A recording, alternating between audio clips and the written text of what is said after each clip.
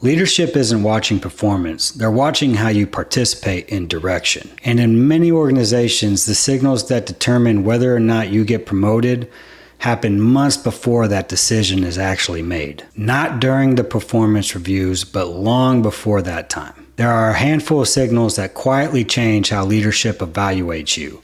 Here are the 5 biggest ones. Real quick, these are not personality traits. These are evaluation signals. They change whether leadership experiences you as somebody who completes assignments or somebody who carries direction. And promotions usually follow direction carriers and not assignment finishers. Signal number 1, how you carry problems. This is a big one.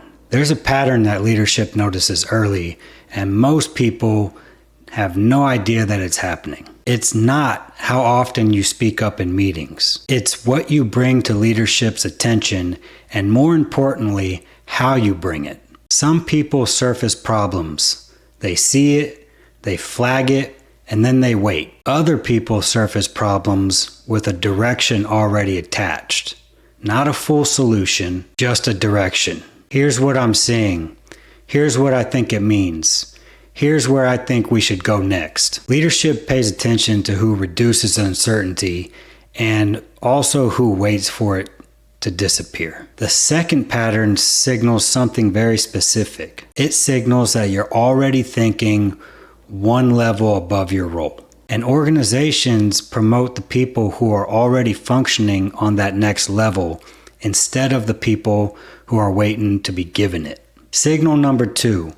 How you respond when credit disappears. This one is a little bit uncomfortable to talk about for a lot of people, but it happens in most organizations. At some point in your career, your work is going to get absorbed into somebody else's project. Your idea might show up in a meeting without your name on it. Your contribution gets summarized out of the outcome. And leadership watches on how you respond to it. Not because they expect you to accept it, but it shows what you prioritize when recognition isn't guaranteed.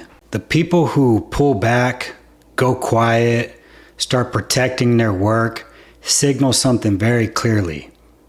They're optimizing for credit. The people who stay focused on the outcome also signal something very clear. They're optimizing for results. And leadership will trust result optimizers with bigger decisions, because bigger decisions rarely come with guaranteed credit attached. Signal number 3, when you stop managing reactions. There's a shift that happens at some point in strong careers. Most people won't know when it starts. Early on, many professionals will spend a lot of time managing reactions, like, how will this land? How will this be received? Will this create friction? Then something changes.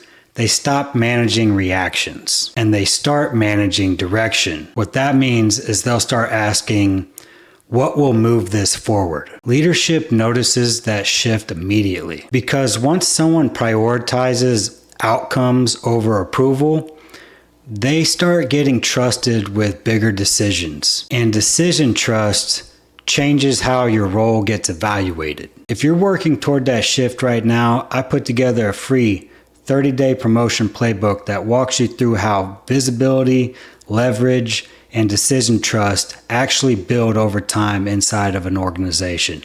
The link is in the description below.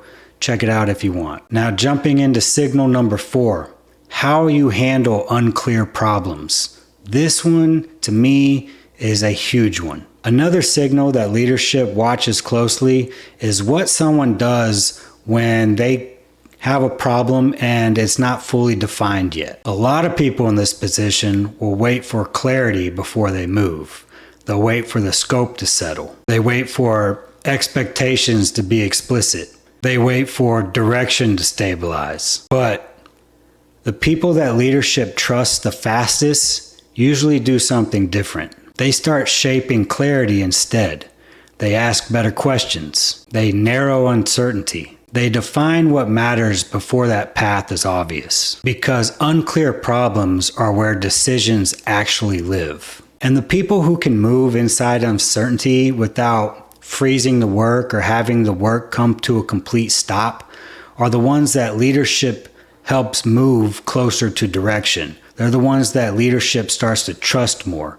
And this is a big issue that I've seen. Signal number 5. Whether you apologize before you contribute. Now, this signal is subtle, but leadership notices it immediately. Some people will apologize before they speak. Why? Before they ask questions. Why? Before they make recommendations. Again, why? Before they take space in a conversation. And what happens without you even realizing it is you create this uncertainty about your own authority. The shift happens when someone stops saying, sorry, I just whatever, and starts saying, here's what I'm seeing. It's a small change, but it changes how people listen to you. Don't apologize for just existing. Just don't do that, because confidence in contribution signals leadership readiness. None of these signals require permission, and none of them require a title. But together, they change something very important. They change whether leadership experiences you as somebody who completes assignments or somebody who helps carry direction. Direction carriers get trusted earlier. Direction carriers get included sooner. And direction carriers usually get promoted first. If this video has helped you clarify something you really couldn't name before, hit subscribe and join the Power Moves family. And if you want a step-by-step structure for building influence, visibility, and getting you ready for that promotion, I've built a free 30-day promotion playbook. The link is in the description below. Click it, check it out, hit subscribe, share it, comment. I'd love to hear what you guys think. I'll see you on the next video.